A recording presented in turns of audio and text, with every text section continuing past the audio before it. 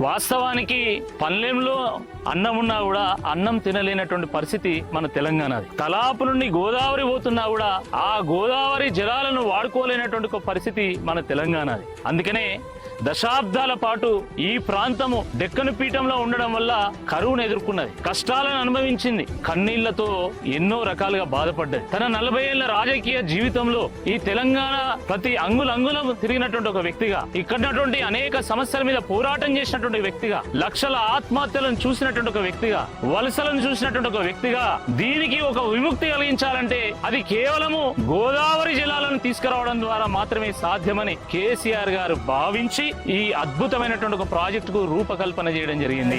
గలగల్ల పోరేటి గంగమ్మ తల్లినే నల్లరే గల్లకే మళ్లించినాడమ్మో, కాళేశ్వరము తోటి లక్షల ఎకరాలు కలకల నాడించే మన పెద్ద రైతన్న.